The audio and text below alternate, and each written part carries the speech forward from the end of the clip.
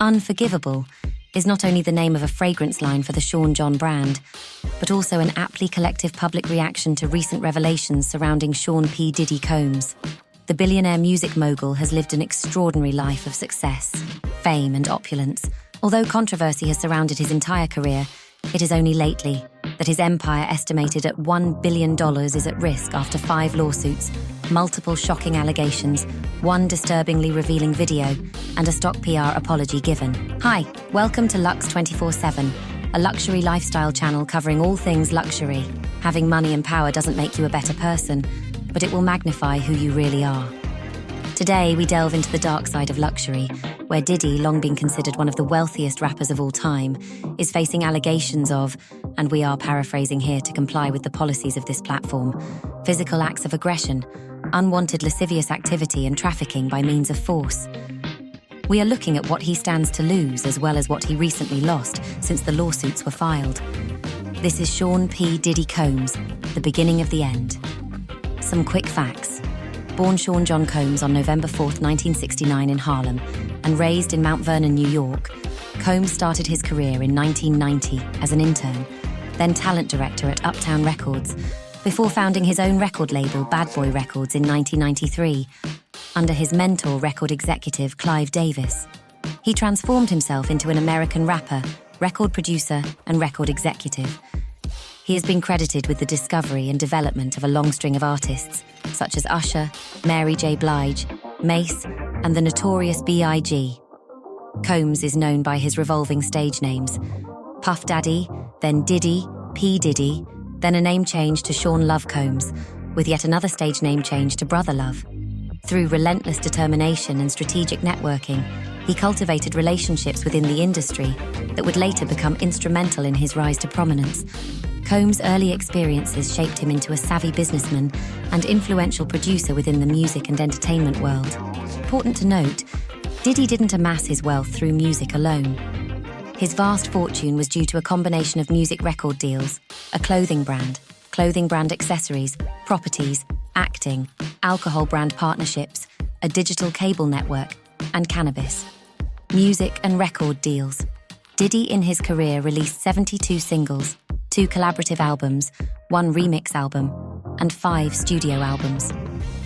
In its heyday, Diddy's record label earned over $130 million a year, according to BusinessInsider.com.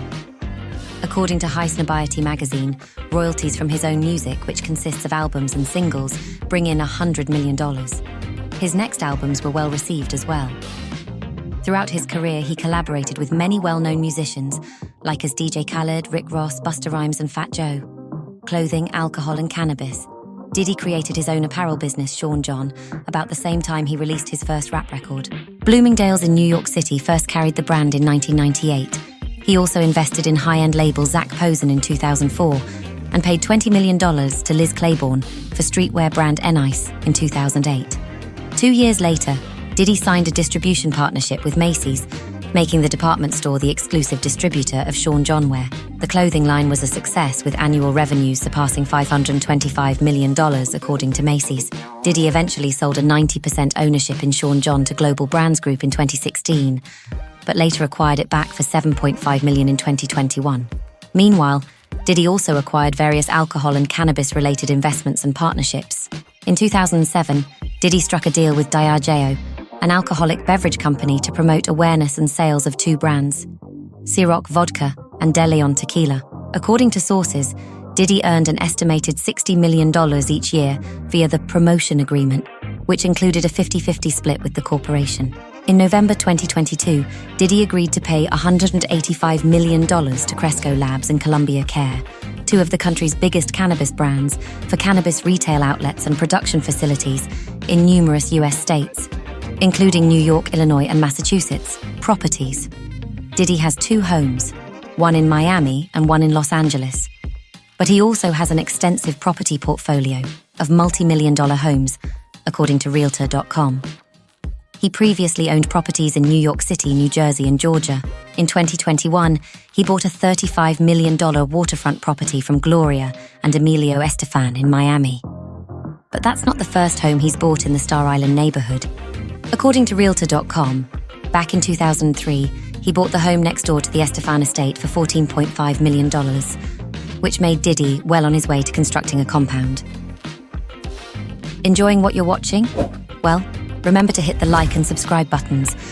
If you find this video informative and entertaining, share your thoughts with us in the comments below. Now, let's get back to the video.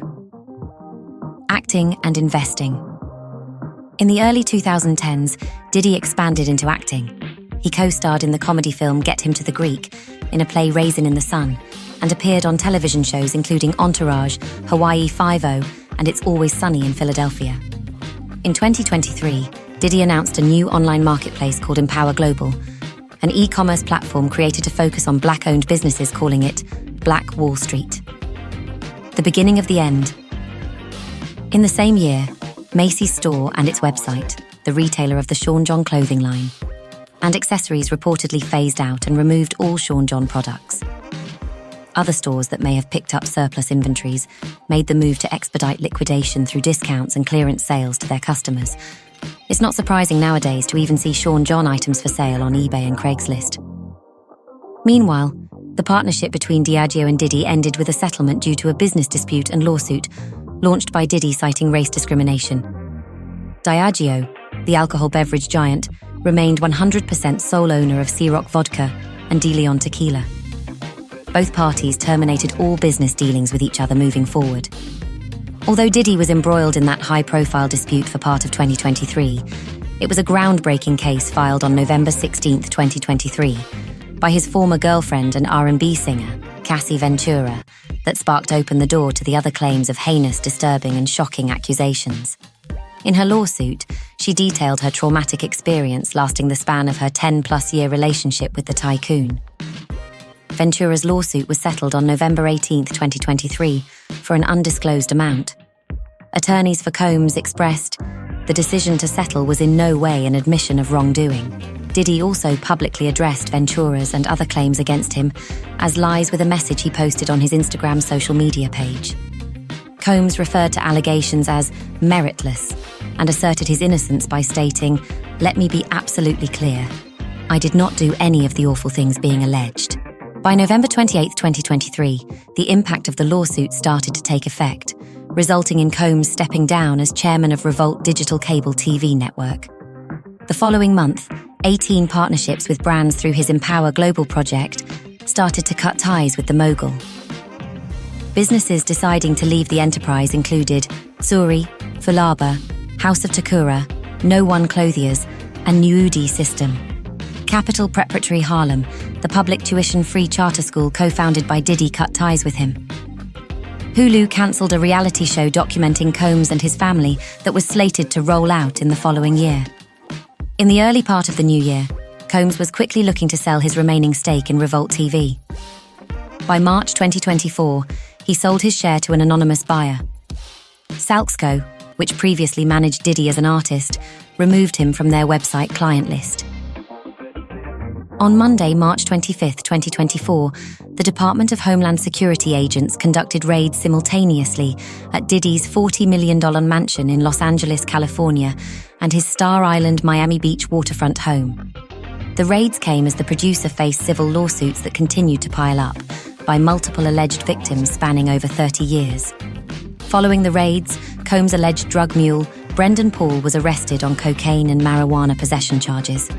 Local authorities were reportedly working alongside Homeland Security when the arrest was made.